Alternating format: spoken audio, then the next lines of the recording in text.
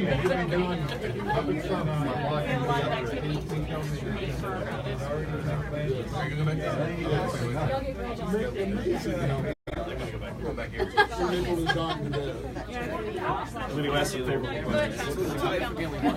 what?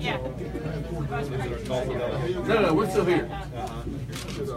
I want to go back here. Yeah, we'll go in the back. Can we squeeze behind here? You can try.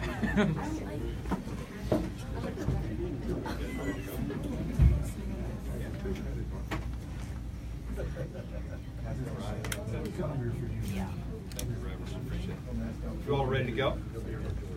On behalf of the House Democratic Caucus, I want to thank all the members of the press corps for being here on this momentous occasion. About a week ago, Wednesday, I sat down with the governor and her staff to continue our budget negotiations that we had started towards the end of last session and then picked up with speed after the Supreme Court had ruled the cigarette fee unconstitutional. And so we'd spent, last Wednesday was the culmination of 6 weeks of pretty intense negotiations, and then on top of the last month of negotiations in the legislative session. Our caucus, for the last several years, in fact, has been calling on a significant revenue package to not only fill the budget gaps that exist in our state budget, but to start to reinvest in those core services like education and health care. We started the battle 2 years ago when our caucus stood firm against a cigarette tax increase as a standalone measure, saying it would take more than just a cigarette tax to solve our state budget problems. We did it again this session, standing firm and on principle, saying that we needed more revenue than just the $200 million that would have been generated from the cigarette fee. Today, I come to you with an announcement that my caucus is proud to say that we are in agreement with a plan that the governor and I and House and Senate Republicans have at least contributed to over the last 6 weeks. Today, we're rolling out what we're calling the Bipartisan Oklahoma Plan. It's a plan that is not my plan or the House Democrats' plan. It's a plan that is not Governor Fallon's plan. It's not the Speaker of the House's plan, nor is it the pro tem of the Senate's plan. But it is a combination of all of the different ideas and concepts that each of the leaders in this building have called for as a way to solve the budget problems. And so this morning, what I want to do is lay out the components of this plan, a plan that I believe is the largest bipartisan agreement, the most significant bipartisan agreement to come out of this building since House Bill 1017 in 1990, when then Republican Governor Henry Bellman worked hand in hand with the Democratic legislature and a Democratic Speaker in Steve Lewis to strike a deal that raised significant revenue to invest in our public school children. It's a plan that we are excited about, and that we're hoping that the citizens of this great state will join in our excitement and enthusiasm and get behind, hoping to ensure its passage sometime in this special session. The components of the plan are these. The House Republicans have asked for a $1.50 cigarette tax increase, and our caucus has agreed to do that. The Senate Republicans have asked for a 6 cents per gallon fuel tax increase. Now, that's something that was not in our Restoring Oklahoma plan. It was not something that my caucus was enthusiastic about. In fact, for most of you, you remember just a few months ago when we stood outside an on-cue just a few blocks from here and said that our caucus would not support a fuel tax increase. But as part of a bipartisan package, we understand what compromise is all about. And so our caucus has agreed to support the Senate Republicans' plan to raise the fuel tax by 6 cents per gallon. The governor and other House Republicans have said that if we were going to do anything significant in a bipartisan package, that they wanted to do something that pertained to wind. And so in the package that was put before us, there is an elimination of the sales tax exemption for wind. Our caucus does not like that in the least. We didn't include it in our Restoring Oklahoma plan, but we understand that in a compromise situation, sometimes you have to do things that you may not have otherwise wanted to do, and our caucus is willing to do that. And then the last thing that the governor asked for was a series of service taxes. She laid out $900 million worth of them, and our caucus did not support the lion's share of them. But in this bipartisan Oklahoma plan, there are about $48 to $50 million worth of service taxes on what the governor considers to be luxury services, about 12 of them on things like long-term auto leases and aircraft rental. And our caucus has agreed to stand with the governor's proposal on the service taxes. So whether it was the House Republicans' cigarette tax, the Senate Republicans' fuel tax, or the governor's wind and service taxes, our caucus has agreed to accept them all as part of this bipartisan package. In exchange, what our caucus has called for the last number of years is an increase in the gross production tax to a minimum of 5%. Originally, we staked out our position that we thought it should be 7% on all wells which would bring in something like $500 million into the state's budget.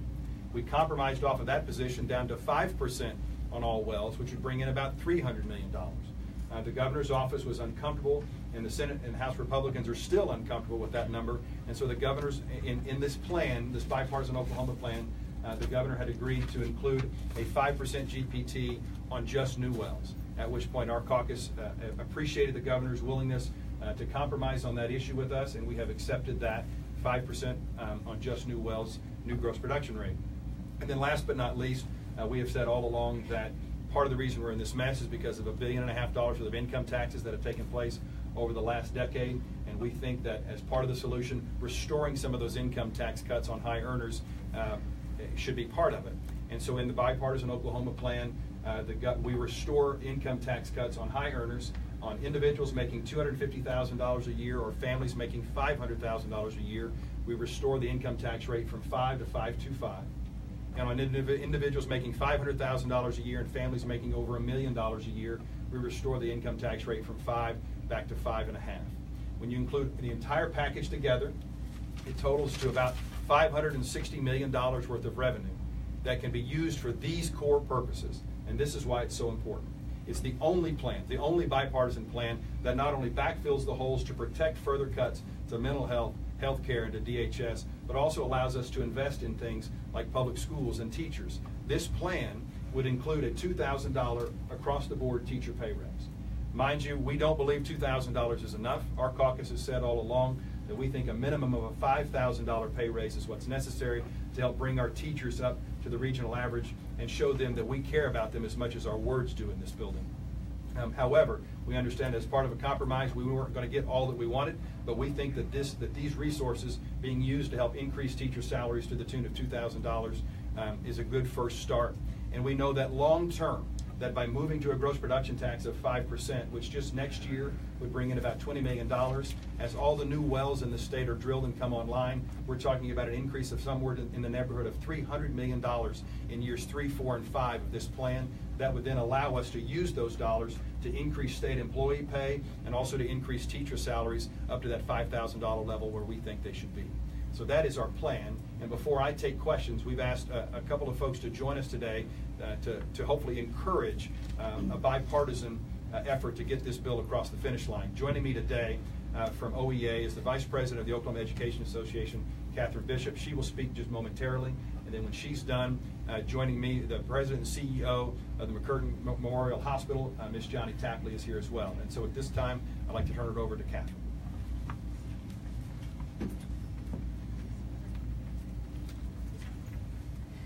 Good morning. My name is Catherine Bishop. I'm a 23-year career educator, and I serve as the Vice President of the Oklahoma Education Association. The Oklahoma Education Association strongly endorses Governor Fallon's bipartisan Oklahoma plan that she has recommended. We applaud Governor Fallon's bold leadership in proposing a common sense, achievable solution to move our state beyond its current budget crisis. In this bipartisan spirit, I'm joined today by both Republican and Democrat educators. Shauna Carter is a principal in Mustang Public Schools. Chelsea Fu is a teacher in Edmond Public Schools. The 35,000 members of the Oklahoma Education Association are both Republicans and Democrats. And we work together daily to make sure that our students have a great public school. This plan still leaves work to be done in the upcoming legislative session to create a long-term plan to increase education employee salaries to be competitive with surrounding states. A large number of our education support professionals live below the poverty line, and this plan overlooks their need for a pay raise. And while this plan provides teachers with a much-deserved raise, it falls short of the significant pay increase they need. But today's plan gives us hope in setting a path for continued revenue growth. We urge every lawmaker to come together to support Oklahoma bipartisan plan. The special session provides our elected officials with a rare opportunity for a second chance to get it right and to put our budget on sound footing for the future. Much like educators, the job of our lawmakers that they've taken on is not an easy task, but Oklahoma students are counting on them to get the job done. Thank you. Can you spell your first and last name for us? Yes, ma'am. Johnny, Jahni, last name Tapley, Tapley. I've had to do that a few times. What's your title? I'm the CEO of McCurtain Memorial Hospital. Good morning, everybody, and thank you all so much for having us here today. As I mentioned, I am the CEO of McCurtain Memorial Hospital, and to give you a little background, I was here a little over a year and a half ago begging and pleading that this state, my home state, do something to prevent further cuts to Medicaid. Unfortunately, for rural hospitals, we were spared any additional cuts, but at what cost? We saw public schools and higher educations have their throats slit. We saw our health departments bleed out. We saw state agencies pillaged, raped, drowned, and slammed, and those may be harsh words, but they're true. And to what end? My hospital kept its doors open, barely, but we're open, and I'm grateful for that. The people of Eufaula, Oklahoma, and Sayre and Frederick, Oklahoma, they weren't quite as lucky. So as we stare into this giant black hole of a deficit created by people who stand up on soapboxes and pedestals and preach about the sanctity of life, but honor the sanctity of the almighty dollar, I once again stand here today unsure and fearful about the future of my hospital and my county. I'm not sure how many more hospitals have to close because this legislature realizes, before this legislature realizes, that rural health care absolutely, without a doubt, cannot withstand any further cuts.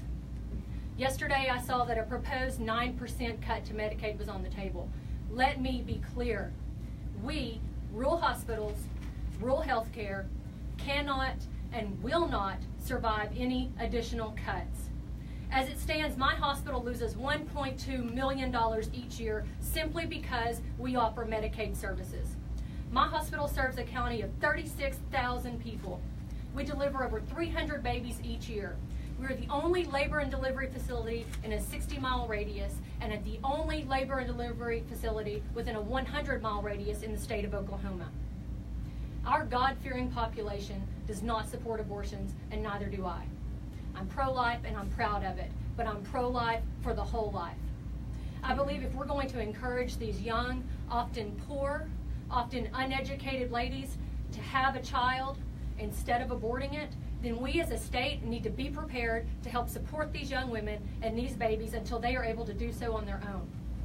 If we continue these draconian cuts, as our governor so rightly put it, and thank you, Governor Fallon, for acknowledging that. If we continue these cuts, how can we rightly call ourselves a pro-life state? And make no mistake, the cuts to Medicaid services will not only affect young mothers and children, but they also affect our elderly. They affect people who have worked their entire lives and now rely on the services of Medicaid. Services they've paid for and services they were once guaranteed, but services that have now been yanked from them, leaving rural hospitals, hospitals in general, and nursing homes without payer sources, forcing us to choose between paying payroll or taking care of the elderly. Nursing homes currently make $20 less per day than what they are paid to care for Medicaid patients. Too many times, my hospital and others around the state have been forced to choose between paying for food and medication for our patients or paying payroll taxes. If we continue to cripple rural hospitals, hospitals that serve our most tired, our weakest, and our poorest citizens, then tell me how we are showing them the love of Christ as we as Christians are called to do. I was told recently that rural hospitals just need to be better stewards of our money. And to that I ask you, how can I be a better steward of negative $1.3 million? How can I be a better steward and make more conservative and wiser choices on how to use the $3,200 a day that my hospital loses because we provide Medicaid services? I have dedicated and passionate employees who have been furloughing for over 3 years. We've forgone raises for over 6 years. We operate with skeleton crews on shoestring budgets. And at the same time, we've managed to improve our quality of care, and we've managed to improve the services that we offer our patients. We don't need to be better stewards of our money. We need a legislature that is a better steward of its money. Today, I stand here, and I know I sound angry, but I'm actually so grateful that we finally have a proposal. We finally have some hope. I am grateful to Governor Fallin, to the members of this caucus who support this proposal. It's refreshing. I know it is. And I know people across the state of Oklahoma are finally saying yes. It's refreshing to see our representatives forgoing party lines and fighting for their state. And so to all of our representatives, to members of both the House and the Senate, I say this. If you're a Republican and you refuse to consider this proposal because it has an increase in the GPT and because it has an increase in the income tax, or if you're a Democrat and you refuse to consider this proposal because it contains a cigarette tax or other things that you may find unsavory, then go home. Your state does not need you. You're not a statesman, you're a politician. Bring me the statesmen. Bring me the men and the women who are prepared to fight for their state and not their party. For those members of the legislature who represent the larger districts in Oklahoma City and Edmond and Tulsa, you may not understand the importance of rural health care and rural hospitals. I hope and I pray that you do. But just to show you how closely it can hit to home, let me leave you with these 3 names. Dr. Jack Migliaccio, Dr. William Harrison, and Dr. Michael West. Members of your districts owe their lives to these 3 men. They owe their lives to the staff at McHurt Memorial Hospital. While visiting our beautiful county and spending time on Broken Bow Lake, one of the top tourist attractions in our state, these members of your districts were involved in car crashes, boating accidents, and suffered near deadly snake bites. But because my hospital was open, families from your district were able to return home with their lives and their entire families intact. If you don't stop these cuts, if you don't find a way to restore Medicaid reimbursements, I cannot promise that that'll happen again. I can't promise that my hospital doors will be open for your community or mine. It's time for members of both parties to step down from their soapboxes and step up to the table prepared to compromise. Find a solution before more hospitals close, more lives are lost, and the blood of Oklahomans are on your hands. Thank you. I know it's only Thursday. I think we all just went to church. I appreciate that, Johnny, very much. So no, that's great. So let me conclude with this. You've heard the dire situation that the state is facing, and this is the only bipartisan solution on the table that actually meets the needs that our educators and our healthcare providers have laid out before you today. And so we're excited about this solution. We're excited about this plan. And what we want the voters, we want the citizens of Oklahoma to understand is that we've heard you. For the last couple of years, and in particular for the last couple of months and weeks, we've heard the citizens of this great state tell us 2 things. They said, find revenue and work together. Find revenue and work together. Stop the finger pointing, just find revenue and work together.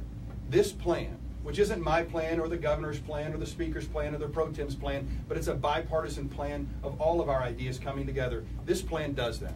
It finds revenue and it stops the finger pointing and it works and allows us to work together. And so today we stand before you, a caucus of 28 members, unified in our support behind the bipartisan Oklahoma plan that the governor and I have struck. The hope is now that the citizens of this great state will contact their legislators, contact the Speaker's office, contact the Pro Tem's office, and tell them how much you appreciate this effort, how much you support the plan, even if you don't like everything that's in it, that you understand that compromise is what this building is all about, and that is what this state absolutely needs. And with that, I'll be happy to answer any questions. Leader Inman, hasn't the House and Senate Republican caucus already rejected elements of this plan? So I'm curious as to, you're saying it's bipartisan when in fact it's somewhat bipartisan. So, I mean, our caucus, technically speaking, our caucus in the past had rejected the wind sales tax. We had rejected the tax increase on fuel, and we'd also rejected the service taxes, just as they had rejected gross production taxes and income tax increases on their end. But our caucus understands that we have to work together with the folks in charge, and so we have agreed to compromise on those positions, things that we didn't want to do, but we understand that they're necessary for a bipartisan agreement. So we've moved, and we understand that we're asking for them to come to us. And the fact that the governor was willing to put all the pieces on a paper that had a 5% gross production tax with an income tax restoration, plus those plans, those components of the plan that the House and Senate Republicans wanted, I think is a good sign that a bipartisan solution is absolutely possible. You've been up here before saying that, you know, thinking that there's been a bipartisan deal and they've fallen apart. What makes this one different? Well, because for the first time in the negotiations with us over the last 2 years, the governor and I have come to an agreement on a series of revenue-raising measures around the gross production tax and the income tax that is actually palatable to us, and so much so that we're willing to actually expand what we wanted. Make no mistake about it, when we had this conversation, I've said it in this press room dozens of times. From our initial bargaining standpoint, we said if they would restore the gross production tax, we would vote for the cigarette tax. If they would restore income taxes, we would support a fuel tax, potentially. But what we've done now is we've expanded beyond that. We've gone from a 1-for-1 or a 2-for-2 position to now we've accepted, we're going basically 2-for-4. We're accepting four components of the plan that weren't necessarily palatable to us or our constituents, but we're willing to do it because we believe that this is the right thing to do. So is the purpose of this press conference to put pressure on House Republicans to accept this deal? So we're not pointing any fingers at anybody. I appreciate the Speaker's tireless resolve to try to come up with a plan that would work. We're not on the same page with some of the ideas that he's floated out there, but I think this plan together gets that done. What the purpose of this is to let the citizens of the state know that there's a real hope. There's a real solution on the table, a bipartisan Oklahoma plan that can meet the needs of not just filling the $200 million that we lost from the cigarette fee, but also to start investing in healthcare and education and other core services. The fuel tax, for example, increase would go to help fund roads and bridges, to help protect the 8-year roads and bridges plan that had so many of their projects put on hold or stopped altogether.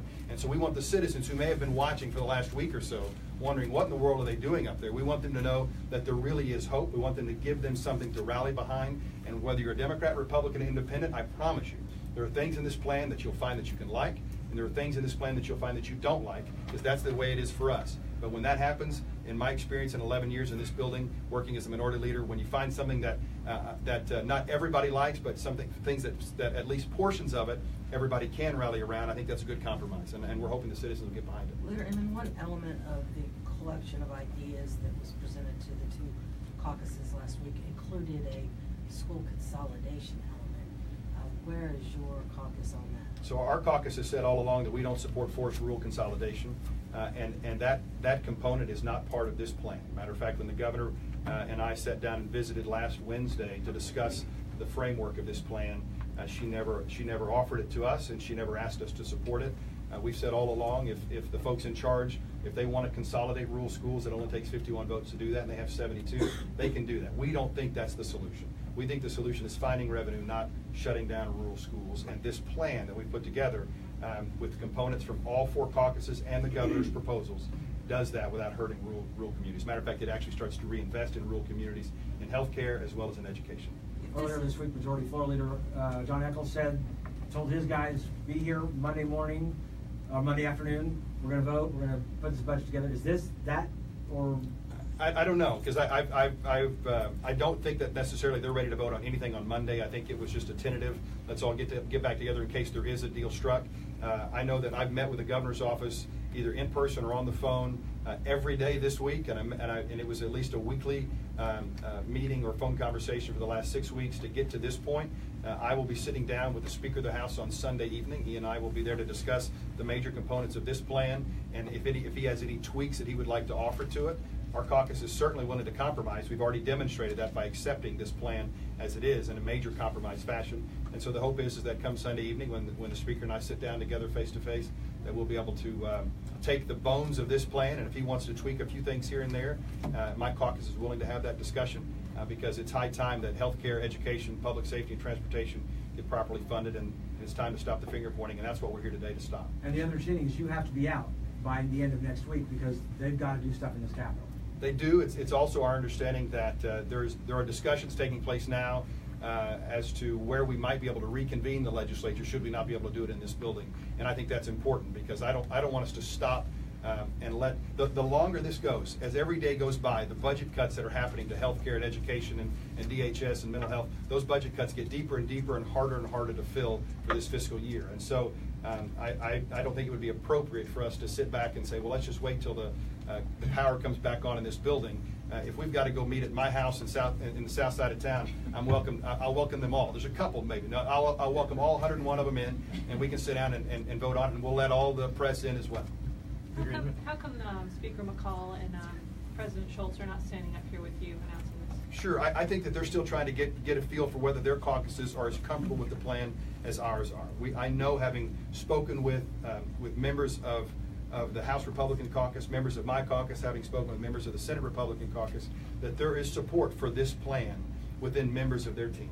It's just whether or not they've got 25, or whether or not they've got 36 or whatever they need over in the House side in order to put the plan up for a vote. I think they're trying to figure out whether their caucuses are comfortable with it. And I know this, that if we were just to sit back and not give the citizens of this state hope, let them know that there's something out there that they can rally behind, then something like this plan, which is really the biggest bipartisan compromise legislation in 27 years, since Henry Bellman and Speaker Lewis struck House Bill 1017. This is that significant, and if we don't get the voters behind it, then it'll languish on the vine, and what will end up happening is we'll have some small budget cuts that end up happening that end up hurting hospitals, not getting the needs met where we need to be, and we push ourselves into an election year, which will be much more difficult, we believe, to get the folks in charge to raise revenue. So this is our one window of opportunity. Matter of fact, a window of opportunity that comes along once in a generation, and we don't want to miss it. Peter Inman, how much is your caucus willing to compromise further? Is this, you said you give it a lot. Sure. What if they want to take some of this stuff out, tweak some of the numbers? Sure. So there's only two components of this 6-component plan that are things that we asked for. The other 4 all came from House Republicans, Senate Republicans, or the governor. The Senate Democrats and we asked for a restoration of income tax and then restoring the gross production tax. The income tax at the rate that it's set within this plan only brings in about $36 million. It applies to just a few thousand filers, about 26,000 filers. It's a small percentage. So in that case, if they wanted to come in and negotiate around income tax, from their perspective, there's only 2 ways you can go. You could eliminate it altogether, and if you do that, then our caucus would say, well, why would we accept 5 things, raise fuel taxes, asking high-income earners to give back. So that's really not practical, or they could raise it higher. They'd say, well, let's raise those brackets higher, and at that point, you end up bringing virtually no money in. And our perspective is, if you're going to take a tough vote, and make no mistake about it, this would be the most difficult vote that I, in 11 years, or Representative Rosecrans in just 11 days, will ever take in our career. We understand that. But if you're going to take that vote, by gosh, let's bring in real revenue. And so we don't see them tweaking the income tax, or there's not much room there.